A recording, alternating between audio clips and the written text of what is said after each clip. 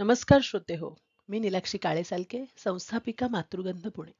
या भागात आपण ऐकणार आहोत सहज समाज धर्म. सुविद्य आणि नागर समाजाच्या भरण पोषणासाठी सदैव साह्यभूत होणारा जनसामान्यांचा एक मोठा वर्ग या राष्ट्रात आढळतो. दुर्दैवाने हा समाज अजूनही निरक्षर, अंधश्रद्ध, व्यसनाधीन व कर्जबाजारी आहे.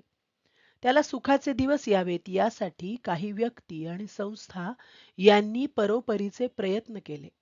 पण या समाजाला स्वतःला जोपर्यंत जाग आणि जाण येत नाही, तोपर्यंत त्याचे कल्याण होणार नाही.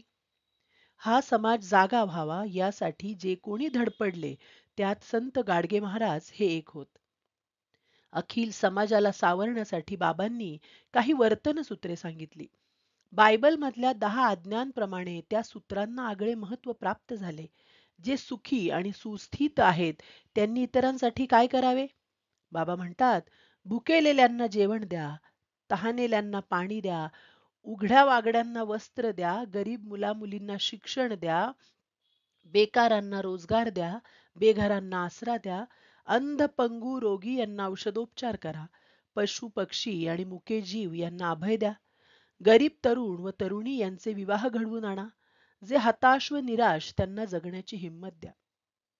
माणसांचे हे जग सुखी व्हावे यासाठी बाबांच्या या आज्ञा मार्गदर्शक मानून प्रत्येकाने जमेल तेवढे काम सद्भावनेने केले तर किती चांगले होईल.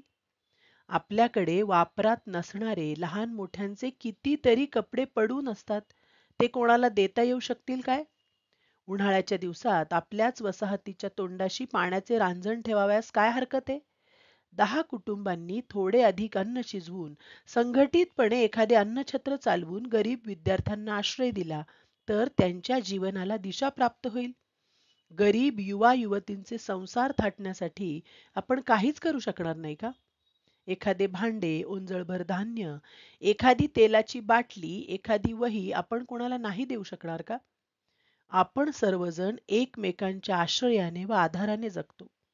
आपापल्या वसाहतींचा आपणास आधार वाटतो.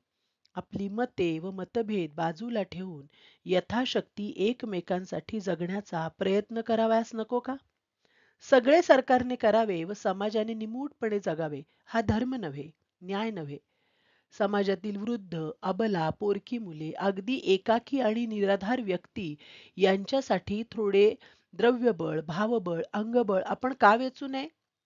कुठल्या तरी शासकीय निराधार योजनेवर सतत विसंबून राहण्याऐवजी लोकांनी आपले उत्स्फूर्त स्वयंशासन निर्माण का करू नये?